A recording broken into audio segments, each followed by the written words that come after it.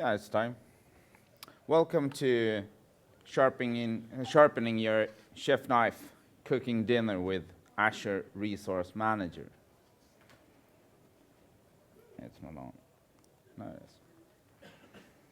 Yeah, my name is Niklas Åkerlund, and I work as a chief technical architect at a Swedish company called Real Time Services. I'm also an active leader in our PowerShell user group in Sweden, and I'm also a cloud and data center management MVP. My name is Fredrik Nilsson. I work for Crayon in Sweden as a principal consultant, but I am also a Microsoft MCT, and that is a Microsoft certified trainer. We are both kind of active in social media, so our blogs and Twitter handles are on the screen. Yeah. Every time the Cloud Viking comes up, we will pause for some questions, and we will ask some questions during the session as well.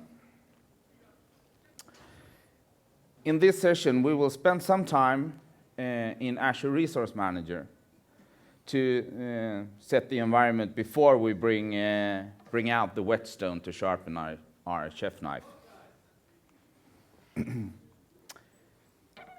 How many in here of you have used Azure? Yeah, almost the entire room. Have you seen the new portal that was recently released? As general available. Yeah, as GA. Yeah, cool couple. This is how they look. We have actually two Azure portals. We got the classic portal and the Azure portal. The difference between those are that the classic portal handles Azure Service Management, or ASM, but the Azure portal handles both ASM and Azure Resource Management. And there are differences in those ways of building your services. Azure Resource Manager is a consistent management layer. We can have different tools to access Azure Resource Manager. It could be a command line, it could be a portal, it could be software like Visual Studio, or something else, a third-party software that interacts with the Azure Resource Manager APIs. Think of one thing when I started to look into these Azure Resource Manager templates and Azure Resource Manager. Think of it, the Azure Resource Manager, as a house. It's an empty house, no wallpapers, but we got the appliances, we got the stove, we got the freezer, we got the bathrooms and living rooms. No furniture, no food in the freezer, no pots in our cabinets to make our food. And that's where the curated extensions come into play, like PowerShell, to add users in our Active Directory, or build the Active Directory, or build clusters and configure clusters. But we also have extensions for a wide variety. Do you say that? Variety? Yeah, wide variety. A lot more softwares. For instance, Chef and Puppet. That can also help with the interior decoration of that house.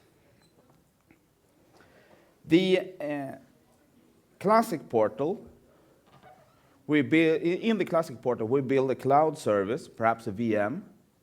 The VM consists of storage, a storage blob, networks, and we might add a load balancer to that. If we want to build another one, we build it the same in the same way again, of course.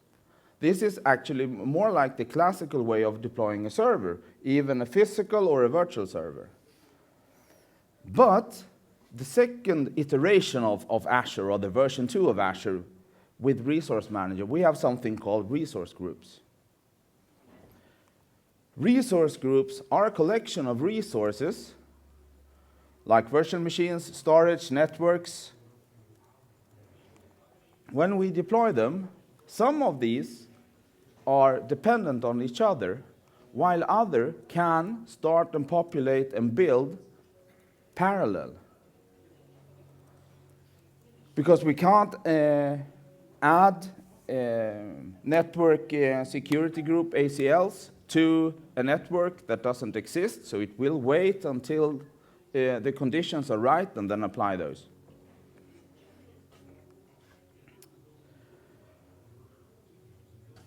If we would put install documents in front of everybody in this room to install an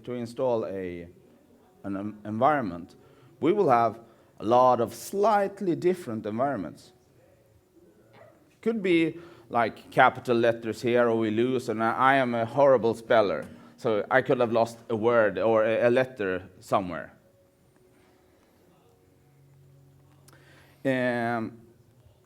I can show you how it could look like here.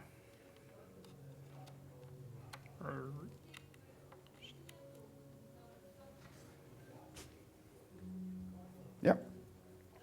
In here, we have browsed into the Azure website, and in resources and templates, I have searched for simple Windows. If I click this, I get information about this virtual machine, this simple virtual machine. And if I click this, deploy to Azure, something will happen. I will log on to the new Azure Portal, and it will use a template to populate things. In this template, I can either click here and see everything that is in here. This is what's called a JSON file. Have you heard the word, the term JSON files? Yeah, cool. We can edit the parameters here. I can add my name, if I can spell correctly. I can add a password, whatever. I could have this template includes a prefix, so as you do like NICconf, NICconf. And in here, I can choose between different versions of Windows, 2008 R2, 2012, and 2012 R2.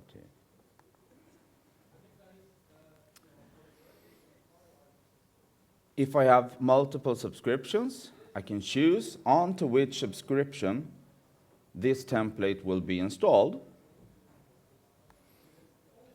I can choose a resource group that is already existing or create a new one.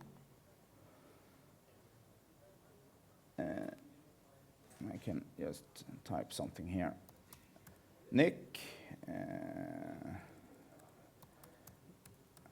NICconf 1. Oh, it doesn't want that. You have to press the new and then add. But I pressed the new. There, down, chosen. There. It will populate. Cool. So the resource group you call chosen. Yeah, chosen. That's whoops in Swedish. I can choose the location where I want this resource group to reside. Reside. Yeah. Thanks. And if I leave this, I can just back out of this. Now I need to get back to my presentation here.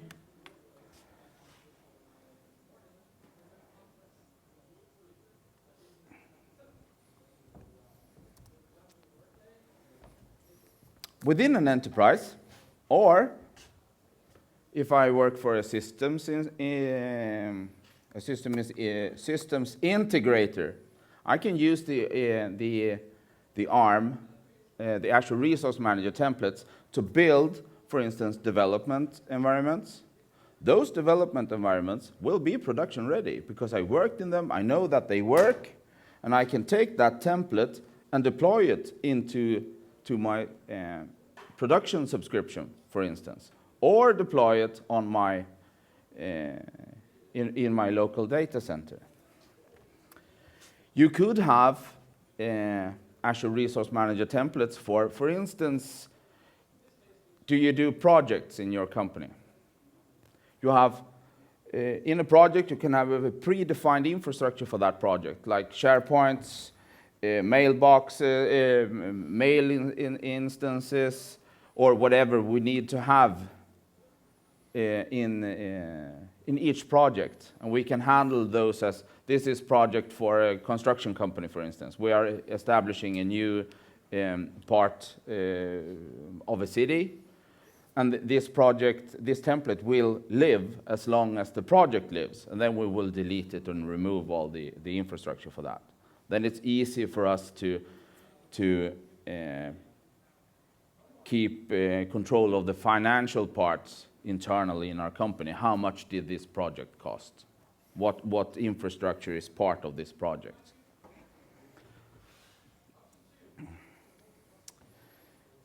A JSON template or a JSON file, an ARM template, it's got a lot of names for the same thing. It's basically a text document.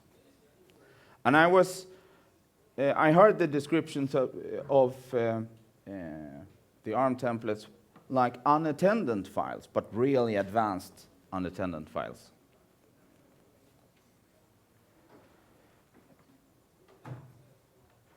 One thing that is really cool about this is that these are sort of, I don't know the English word for it, but you can, if I deploy that template that I showed you, I can add another VM to it. If the VM is already there, it will just add the changes. It will not do everything all over again. It will just add what changed, because it will check if I have this VM already there and I want another one. So I could use that to test applications, to scale out, for instance. The JSON file, when you look at it for the first time, it looks like it's a bit overwhelming, but it consists of some parts. We have the schema part. That is a required element. It shows us where the JSON file is located and also the version of the content. We got a parameters part. You remember I wrote my name and password. We got variables, such as subnets, for instance. We got different kinds of resources that define parts of this installation. And here we see the example that I did in the demo. I can choose which kind of operating systems that I can deploy from this template. As you can see, it says allowed values. So if you would like go in and look at a new example, it might show allowed versions would be like 2016 technical preview 4 or something. Yeah. So it will be updated depending on what version, and you can update it, and that will back to the schema there. What will be allowed when you deploy it? Yeah, the schema. That's like this. I clicked on a web page in Azure, but I can also copy and paste this JSON file and do a custom deployment from the portal. And down on the right-hand side, you see the PowerShell command for deploying a JSON template using PowerShell to Azure.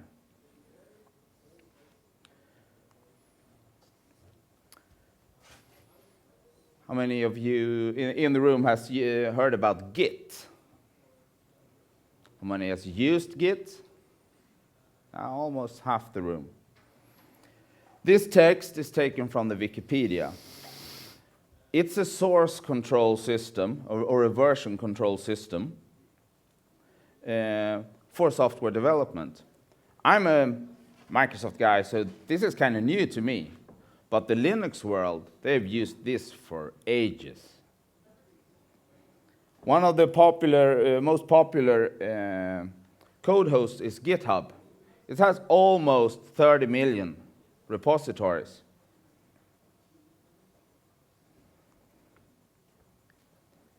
And if you're new to Git, you get a set of terminology that you need to sort of understand. So you get get what people mean, why they say push and pull and add or clone content. So, shall we look a bit about that? Yeah. Let's switch again.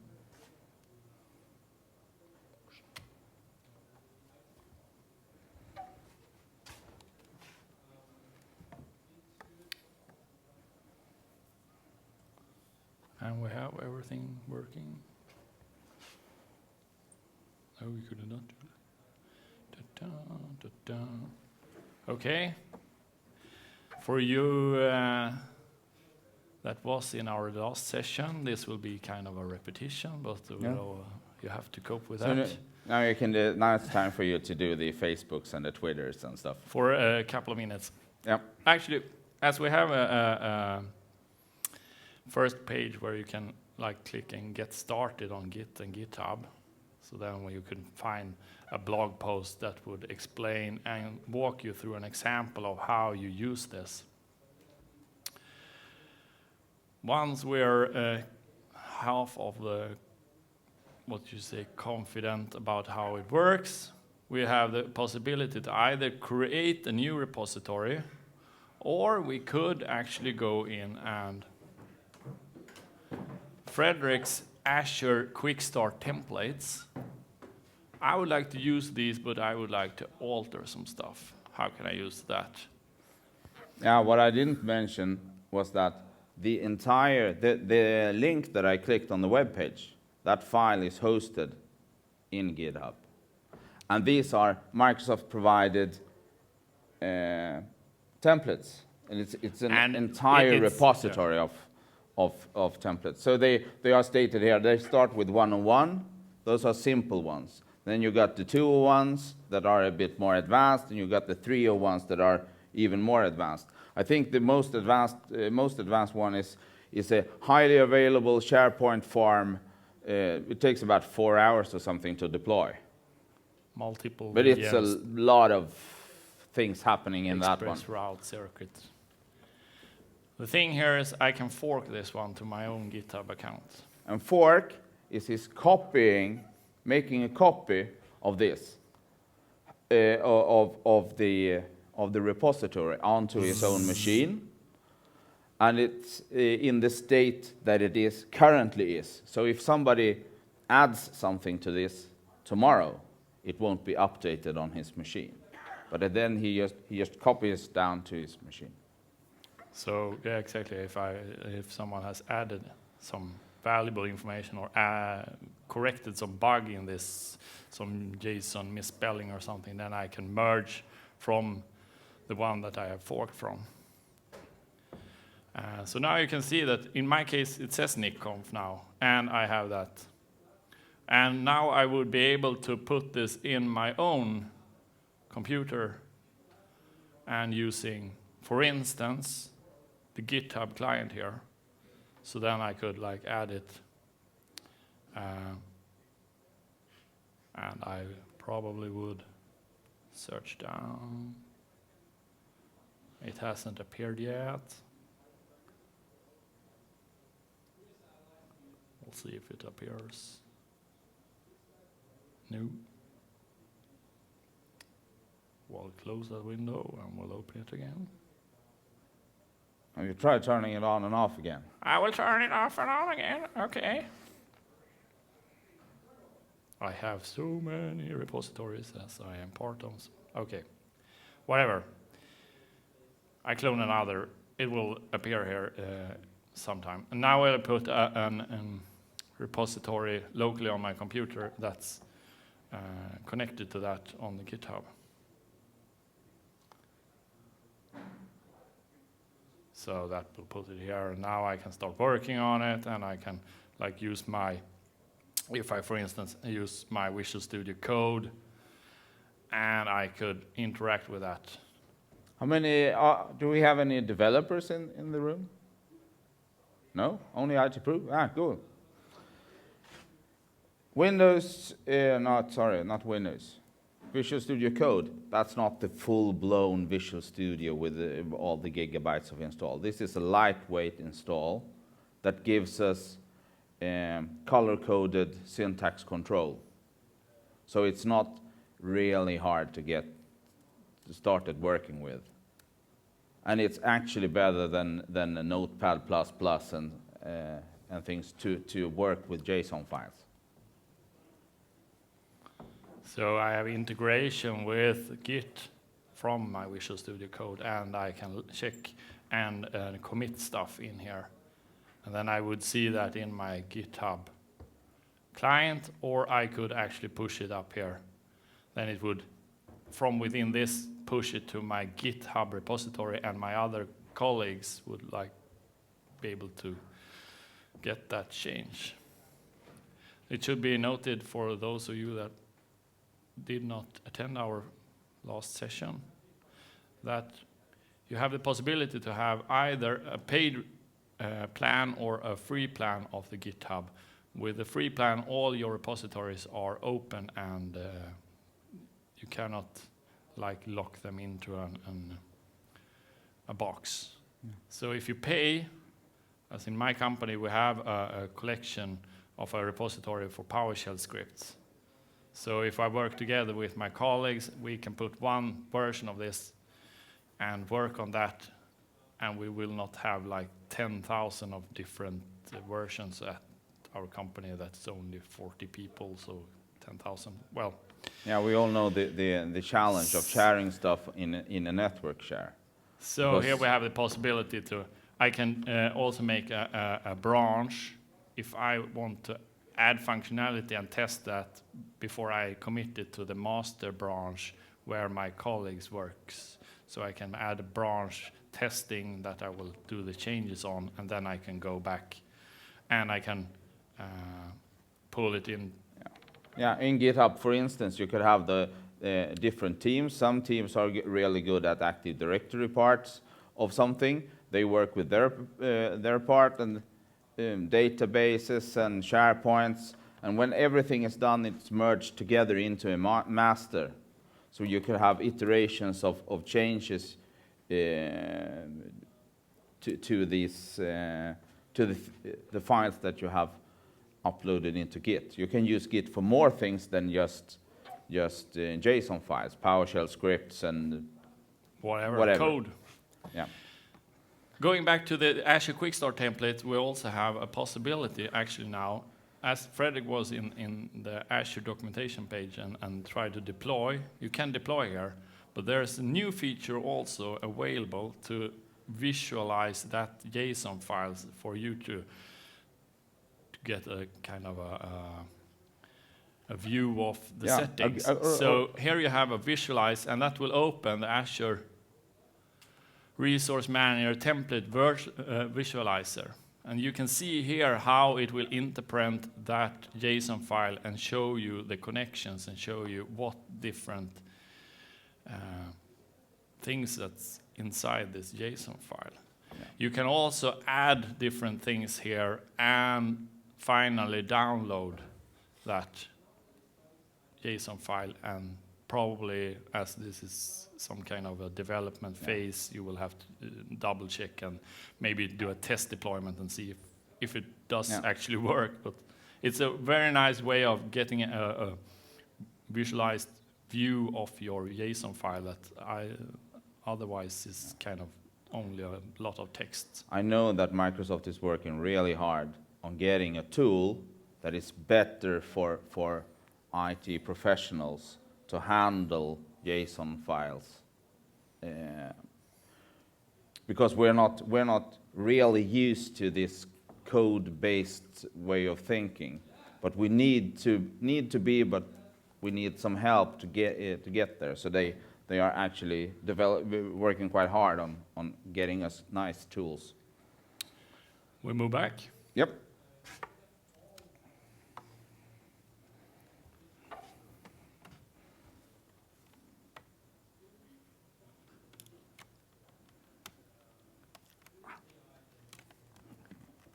Gonna kill this connection.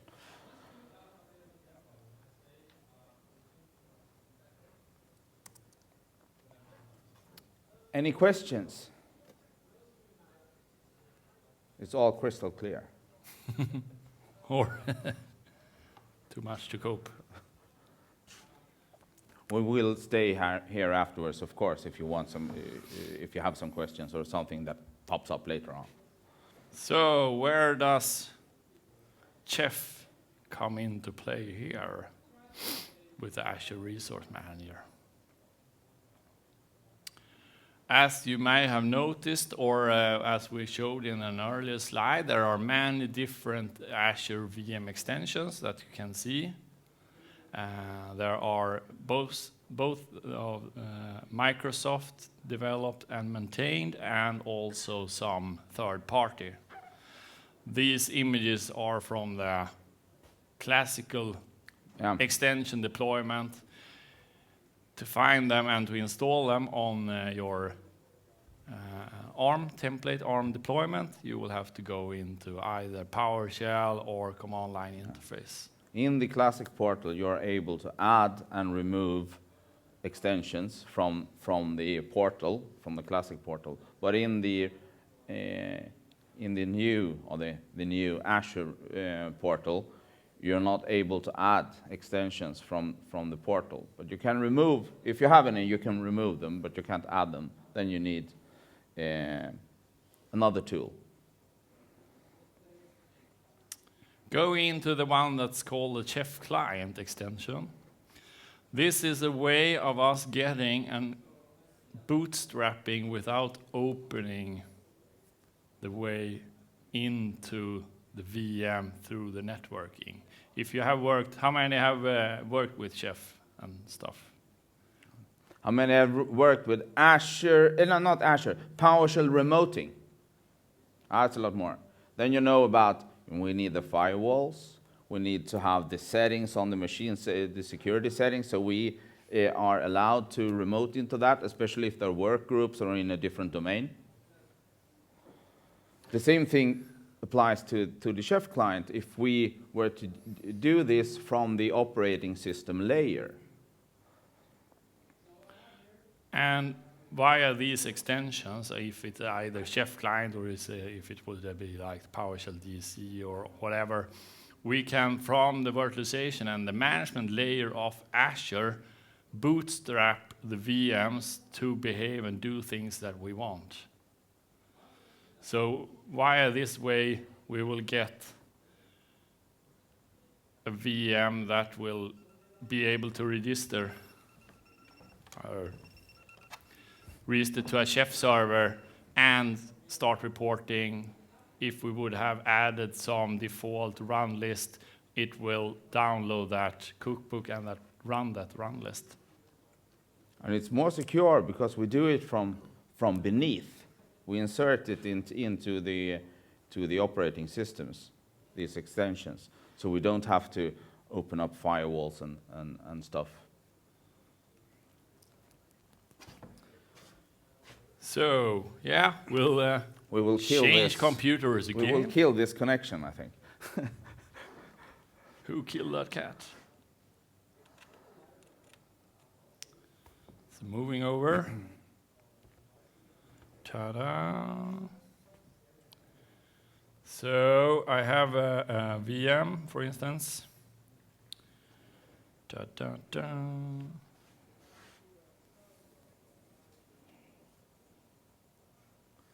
A running VM, and as you can see, I have some extensions.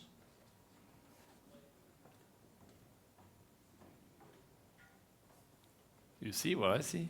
Yeah? Isn't this Darn! amazing? Isn't it? Nah. Things happen. Things change. But it Coming hasn't soon, changed. when we checked this yesterday, that plus wasn't there. This is how quickly things are happening in Azure all the time. But it says here also you have to use PowerShell or command line interface to manage extensions. So basically, we said something right. Right. Right and wrong, yeah. Yeah. Well, But cool. That's soon to be, so we can add the extensions from the portal. So I will go in here. In this case, maybe I should make it larger. No.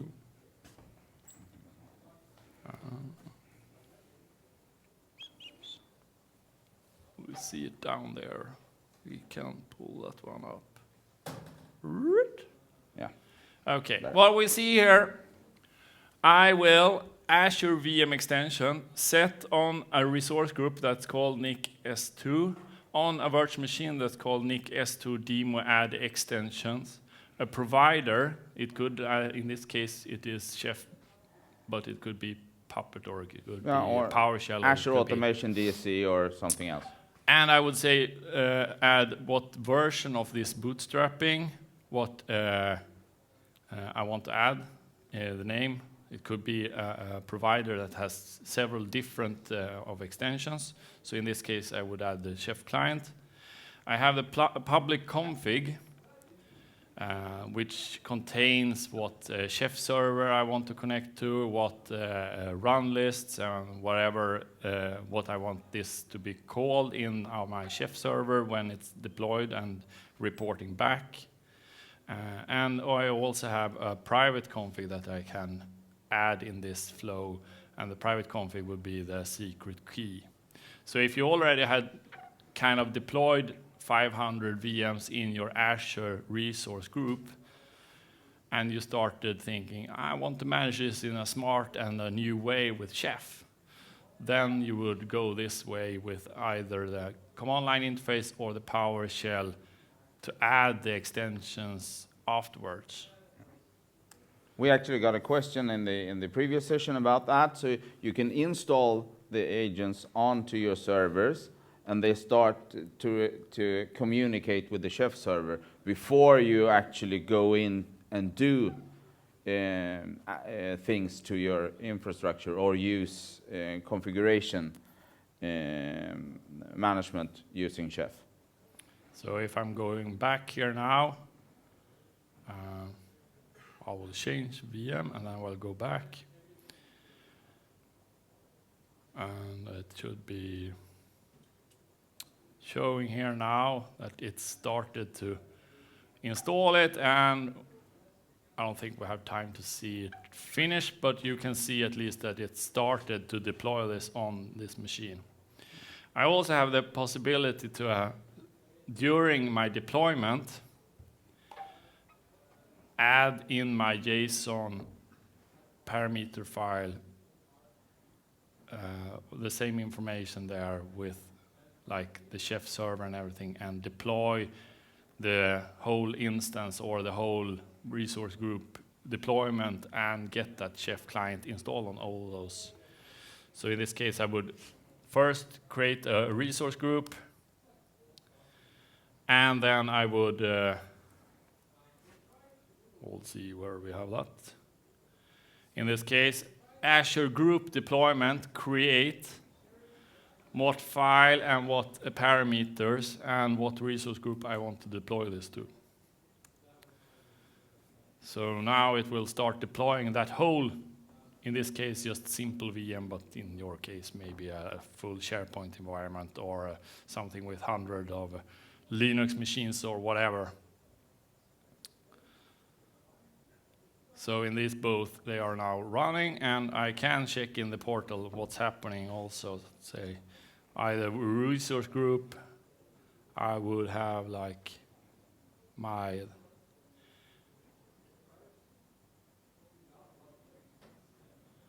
if you go into your resource group, you will see last deployment,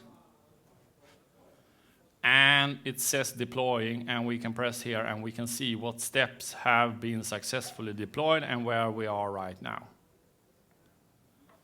If something happens, we will see this in here as well as a little red nice. So this is a way of either deploying new or adding extensions to our already deployed VMs. Do we... Shall we move back? Yep. Thank you. You are welcome. You're most welcome. Most welcome. So... you set up. Yeah, it's very nice. What about this chef provisioning thing? Yay!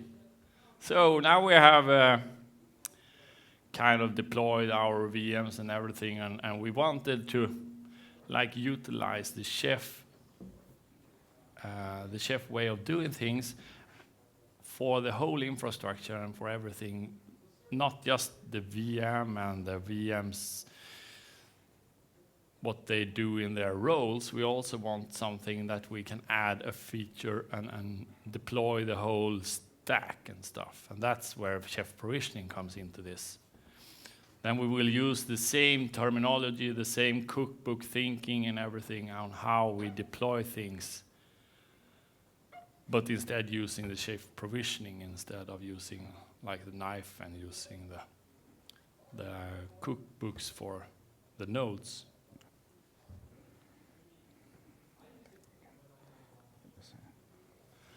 Yeah, and chef provisioning is, as we said, a collection of resources, and it has a plugin model, so it can work, it does work with drivers for different targets. Either VirtualBox, DigitalOcean, Amazon, whatever, like you have a VMware environment at home and you want like chef provisioning to provision the whole environment, you will use a chef provisioning driver for that. And there's also now being developed a driver for Azure Resource Manager. It's still kind of experimental. There's actually a guy called Stuart Preston that lives in England, in Great Britain.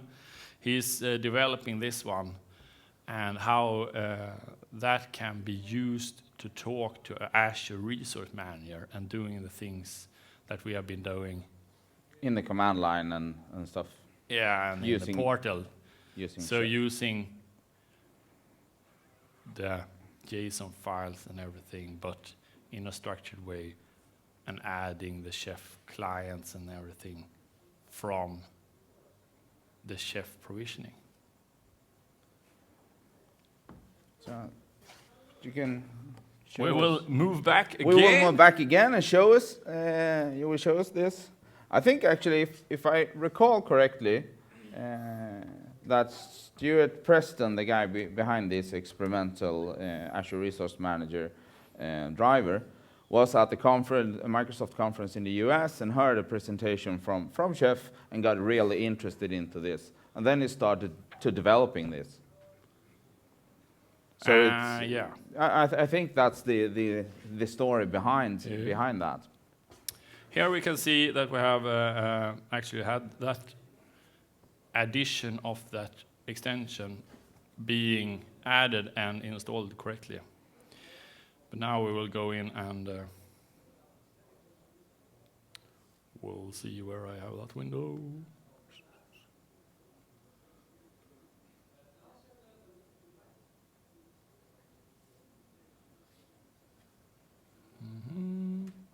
Any questions?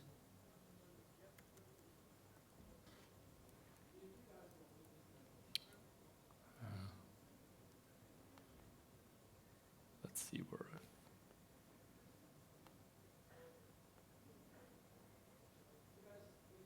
I forget where I put it.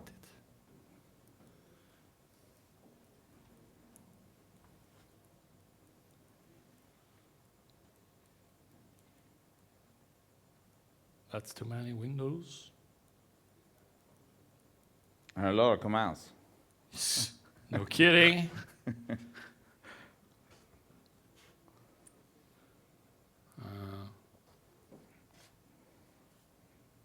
Let's find it.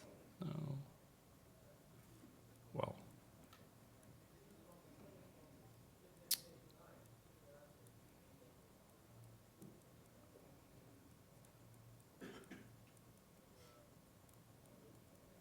Well, try to run it anyway.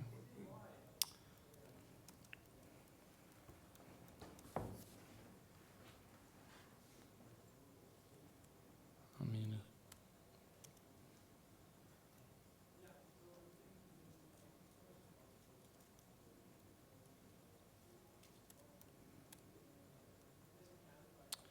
and I will actually go in here and I will look what it was. Close folder, and then we will open the folder and we'll check. And we will make it bigger, zoom in. Zoom in. I have no short command, or what do you say about that? No, my short commands for Visual Studio Code collides with some other short commands. So this is actually the recipe for creating this this resource with that driver. So what I have here, it requires that provisioning Azure Resource Manager driver. And what I have down here is my subscription ID. And I have to create a special service user that connects with this and get the right credentials to be able to do stuff here. And as you can see, I have like creating an Azure resource group in the same way like I did in the command line interface, but in a chef way now. And here I point out, okay, I want to do a NIC deployment into this NIC2 resource group. And here I point out the Azure deploy JSON file. And in the chef parameters here, I would have what username, what password, what version. Flexness? Yes. And the chef client and what role I want on it. So let's move back and hope that I'm Azure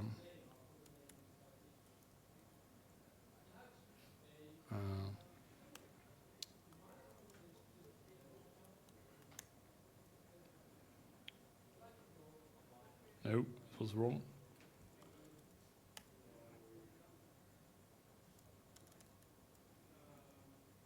I don't.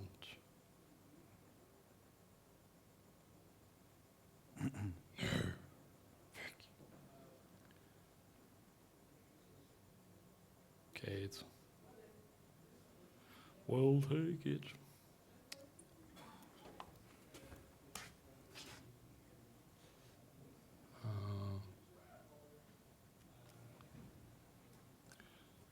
Perfect, thank you. Like chefs, we have sort of prepared it, but in a DevOps way, things happen. And the good part is that we find a solution to it, and we can present it, and we're still on time, so this is good. Oh, so let's hope that works.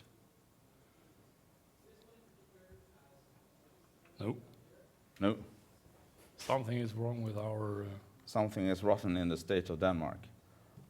We can... I think Mac Chef IO is down, because that happens when you get one to manage the Chef IO.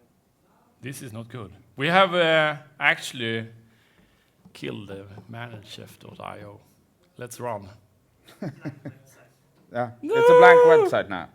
Okay. There's something okay, so use your own chef server. That would be like the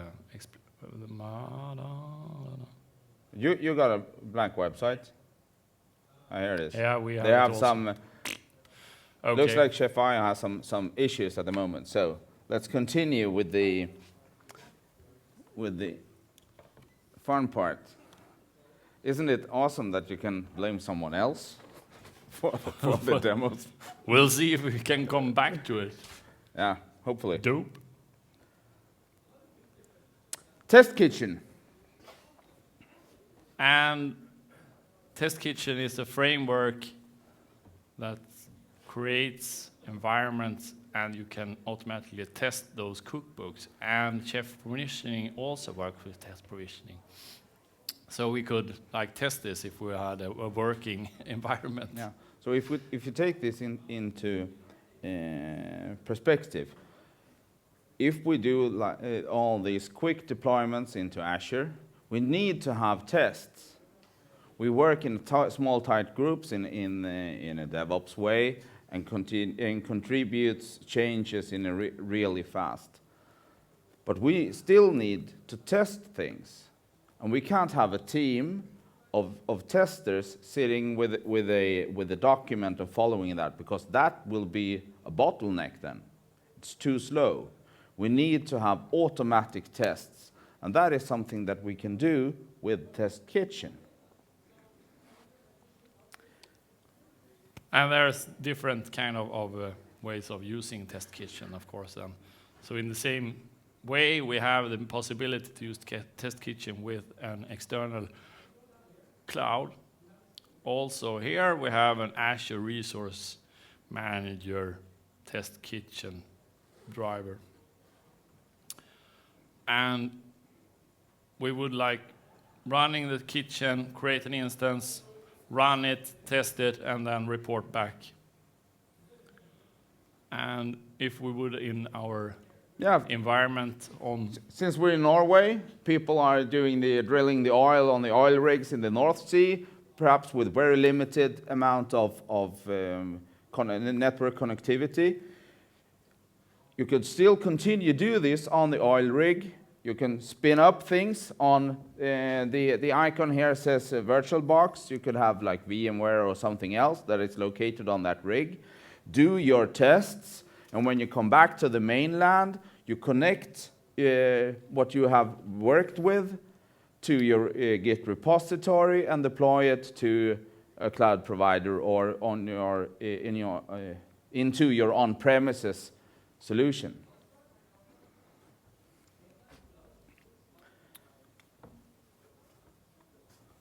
Yeah, we are on time. Yes.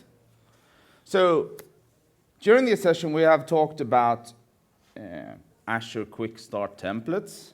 We have talked about GitHub and Git repositories.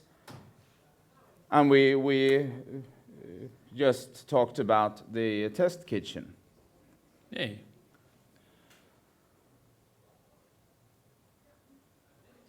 The life cycle of infrastructure and applications really hasn't changed. It's just getting better and better all the time. We need to start to think of our infrastructure as code. If we have no, don't touch that server, because that server is called Mama. And I like Mama, and I patch Mama. Just talk about this is a database server, something there. If it doesn't work, deploy a new one. Move your